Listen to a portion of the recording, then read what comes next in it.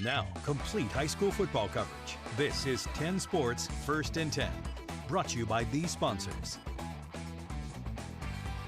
Welcome into the big show. It's First and 10 playoff edition. Eric Johnson here to help recap an exciting start to the postseason. The quest to be the best and leave the rest begins tonight.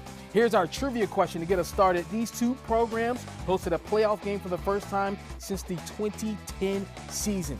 Think about that as we move throughout the night. Of course, do not forget about the First and 10 section on WSLS.com. Some of your favorite moments, of course, we want you to capture. Don't forget, you can pin it to win it wherever you are on Friday nights, regardless of whatever game that is. One place to be tonight was Radford, where the Bobcats hosted Appomattox County in our game of the week. It was one of those tricky 4 or 5 matchups in Region 2C. The two met in 2023 with the Bobcats' 20-point win. What about tonight? Brooke Leonard spent the night in Radford and gives us the recap. Both Appomattox and Radford enter this Region 2C quarterfinal with the same record, 6-4, and both teams admit their losses were to really good programs. Who will have the last laugh tonight? Scoreless first quarter, 3rd and 1. Appomattox reading the short play just right, stopping Radford's Peyton Dobbins in his tracks. 4th and long, and the Bobcats are going for it. Dobbins airing it out to Demarie Brown. Huge score. They go for 2 and lead 8-0. Early second quarter, Raiders fumble the ball, and it's caught by Sam Long, who's going to go the long way home. How about the big boy touchdown from the defensive lineman? And it's 15-0. It was explosive play after explosive play for the Bobcats, the most dangerous predator in the wilderness and Region 2C. Colton Garner-Rollins with another score. Appomattox only able to get in the end zone once tonight. Huge win for Radford as they beat the Raiders 44-7. We talked all week about execution and effort. We focus on that, then things will work themselves out, and I truly believe our guys did that. Just tremendous effort. How many effort plays can we put on film? And I think those guys did that, and then things worked for us. To be honest with y'all, started the season, we had no energy.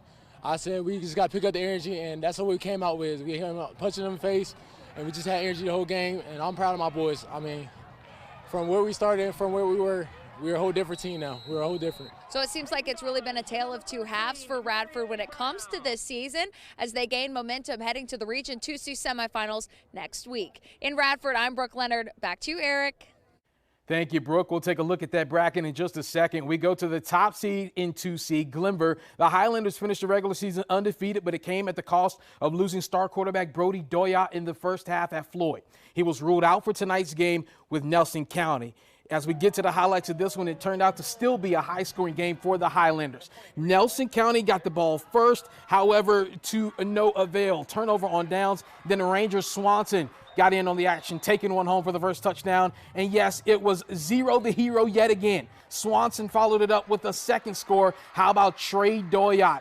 Took us to halftime with this 26-yard catch and run. The Highlanders ended on a high note with the score of 50-0. They will indeed advance to the semifinals with ease.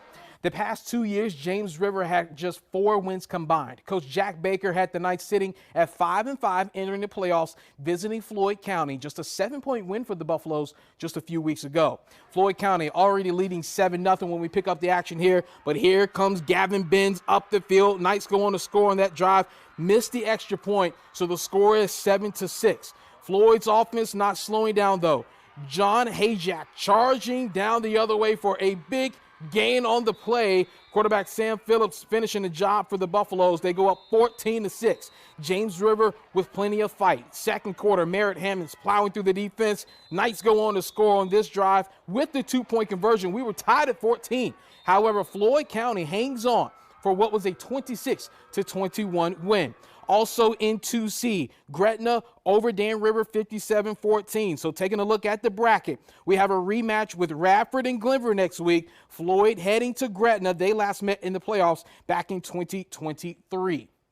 And, of course, as we move on to what was a rematch for the Black and Blue Bowl, EC Glass and Jefferson Forest. The Hilltoppers won 3 straight to get into the playoff field. JF fired up over the overtime loss, of course, that came to Heritage last week. JF students bringing out the pink for this game tonight. And EC Glass trying to get on the scoreboard, facing 4th and long. Jaleel Holloway is going to do the work himself, gets down the field, and he's going to pick up the first down here. That will lead to Aubrey Coles getting into the end zone with the touchdown run. How about a 20-7 lead in the third quarter?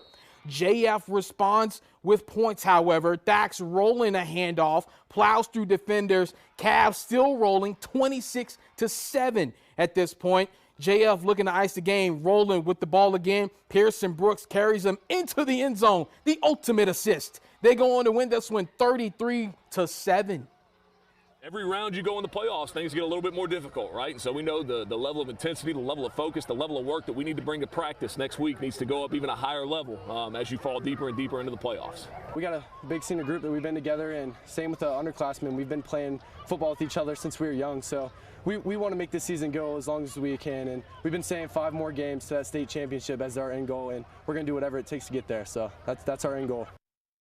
Staying in that rough and rugged Region 3 or 4D, I should say, GW Danville outlasted Magna Vista last week in a double overtime thriller. It helped the Eagles earn the top seed in a region and, of course, a home game with Blacksburg tonight. The Bruins back in the postseason for the first time since 2019. No pity party from the Eagles. Stanford Lipscomb, how about a 42-yard touchdown run, 7-0 lead with 9 minutes left in the first quarter as he sweeps to the sideline here. Blacksburg would respond.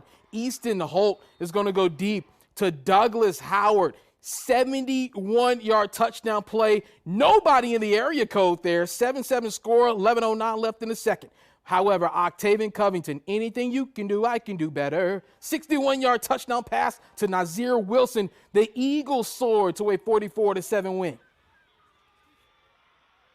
Yeah, I mean, the last 2 games we haven't played the way we're supposed to in the first half. So, we definitely have to come out better, especially when we got good teams like Sharonda coming next week. When we had that pick 6, we knew that was going to give us a little spark, and hopefully Rick, our guys, still a little harder. Looking at the bracket, as Coach said, Sharando coming to town next week. JF will play the winner of Hanley and Liberty Bilton. That game will be played Saturday afternoon. Let's move to Region 5C. Patrick Henry hosted Franklin County after earning the top seed thanks to a historic regular season.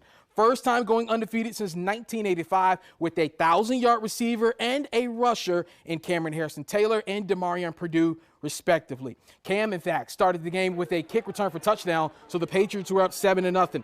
Franklin County driving after getting an interception. Winston Davenport hits a diving Daniel Ramsey into the red zone they go, but more turnovers than a bakery in the first quarter. Bad snap for the Eagles results in a Patriots recovery, but hold the phone. Demarion Purdue on the inside run coughs this one up. Franklin County eventually got things settled down. Second quarter handoff to Reed McIlvain, 7-7 score. But look who stepped up in a big way. Cam, oh Cam, yeah, pulled in an interception. Then it led to his 30-yard touchdown here. He added another 28-yard score as he cuts and carves up the middle of the field tonight. PH advances with a 38-7 victory. How about over on the cliff, the 3-seed William Fleming hosting Douglas Freeman. Nick Leftwich hoping his team would perform tonight, and they didn't disappoint. Jasiah Preston to Davion Faulkner, 9-yard run, first down. Same drive from the 45. Preston pitches the ball to Zy Steelman, races down the sideline until he's pushed out of bounds at the 11. Just a few plays later, Steelman takes the ball in, 6-yard touchdown. Time for some defense. From their own 27, Mavericks quarterback George Davis rolls back, throws deep down the field, but guess who's waiting on it? Jameer Clark had other ideas, and not only did he intercept it, bobbed and weaved through traffic like 5 o'clock rush hour on 581. Touchdown for the Colonels, 46-6 final. Taking a look at the 5C bracket. Patrick Henry will host Hermitage in the semifinals. William Fleming on the road at Highland Springs. They are ranked 7th in the state. In the playoffs, every game matters, every play counts, because as the pressure ramps up, the precious seconds tick away. After the break, Giles surged to the top of Region 1C. See how their playoff opener went against Auburn. Narrows has been heating up as of late. Could they hang with the Maroons of George Wythe? And we drop in on some Region 3D action. How did Northside match up with a rough and rugged Carroll County squad? We're the William Fleming cheerleaders. Stay tuned for more First and 10 coming up next.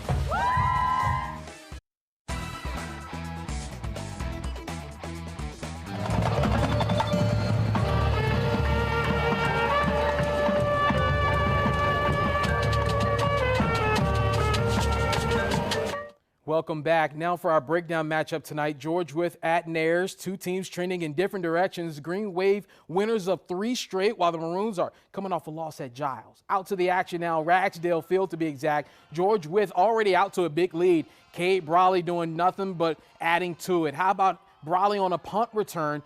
Here, going to take it to the house, 28-6 Maroons off of a fumble coming up here. Caden Gallagher would run for 25 yards to score. G-Dub extends its lead 34-6. To get back in the game, however, Tucker Bryant is going to throw one deep to Elijah Canotes for this touchdown score. Missed extra point 34-12, but it wouldn't matter tonight. Maroons go on to get the win and advance with a 48-19 victory. You know, the second half, I really thought that, you know, our physicality kind of took over, and I'm happy about that. You know, after the beating we took last week, our guys needed this to kind of redeem themselves a little bit, get back at it. I'm just proud of them for being able to do that. Staying in Region 1C, top-seeded Giles started the postseason with Auburn. The Eagles started the season 4-1, but since then have lost 4 in a row.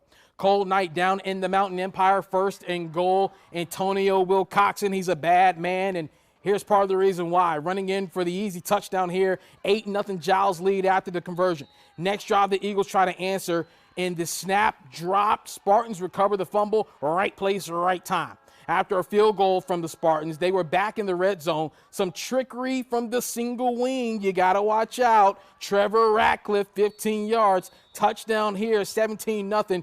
Eagles got on the board with an Ethan Brunk score. Spartans win it, however, 39-20. How about in Newcastle? Craig County hosting his first playoff game since 2010. Following a 9-minute opening drive that came up empty for the Chargers, Rockets needed less than 2 minutes on their first possession. Carter Calfee breaks free from 53, 7-0 Craig County. Now in the second quarter, it's Calfee one-upping himself. This time from 54 yards out, 13-0 Rockets in control at halftime. Second half, the special teams will get in on the fun. Caleb Kreger, watch him field this punt. He's going to make some guys miss, follows the convoy, 44 yards for number 4. We call that the Wendy Special, 4 for 4. 20-0 advantage. Jerry Smith added a late exclamation point. 27-0 Rockets' first ever playoff win. Noah Paxton injured tonight, but here's Coach on the historic win. It feels pretty good. I ain't gonna lie. It's been a long time coming. These kids have worked super hard. It's the hardest working group that we've had, and hopefully it sets the tone for the young guys to work as hard and match this senior class and this junior class hard work. So it's a normal thing instead of, you know, once every 55 years. Another score for you, Grayson County over Perry McClure. So looking at Region 1C, rematches in both semifinals with Giles and George Wythe. Grayson County heading to Craig County. The two met in last year's playoffs. Other scores for you from 1D. Rural Retreat, they came up short tonight, 50-20. Chilhowie over Twin Springs, 23-6. Looking at that bracket, Honeacre will travel to East Side. Chilhowie will host Rye Cove. And from 1B, Alta Vista all over Cumberland, 71-6. So looking at that bracket, Buffalo Gap travels to Alta Vista. Riverheads will be heading to Sussex Central. In Region 3C, Heritage had 2 statement wins to claim the top seed. Western Albemarle into Hill City trying to wreak havoc. Pioneers, however, will strike early and often. Raekwon Rucker is the name. He's going to get his team on the board first. 7-0 advantage. Western Albemarle trying to respond. Gray Heilman going to go deep. It's Philip Vinton for the nice gain. He has space and opportunity. Nice catch here. They get a field goal. The score was 7-3. Now Heilman with the ball again, wants to find Vinton. This time the Pioneers defense stepped up. It's Dominic Jones. Go, DJ. That's my DJ. Heritage would drive down the field, and it's Aiden Slash with the score. How about the Pioneers going on to get the 49-10 win? Other scores from Region 3C. Allegheny fell short to Turner Ashby, 42-16, and what had to be in a very emotional night on what was a very emotional week for that entire community. LCA over Broadway, 14-12, so it will be Turner Ashby at Heritage. LCA will travel to Wilson Memorial as their attempt for the three-peat is still intact. Moving to Region 3D, another tricky toss-up matchup with Northside at Carroll County. Cavaliers with the home playoff game for the first time in 15 years. And yes, the kiddos came out to this one hanging out by the Cavs sign. Northside's Casey Hall getting us started, hitting Isaiah Logan, makes a man miss, turns on the Jets, 40-yard touchdown, tying up the game 14-all. We're in the fourth quarter. Carroll County's Yusuf Elifai is going to take the handoff and go up the middle untouched. 58-yard touchdown, 27-21 lead. Cavs want control, so they go for the onside kick. They appear to recover this. The refs, however, talked, and they overturned it. So the Northside Vikings had a chance near the 50, just over 3 to go. 2 plays later, Aiden Dickerson, he picks it off. Signed, sealed, delivered. Carroll County wins and advances with the 27-21 victory.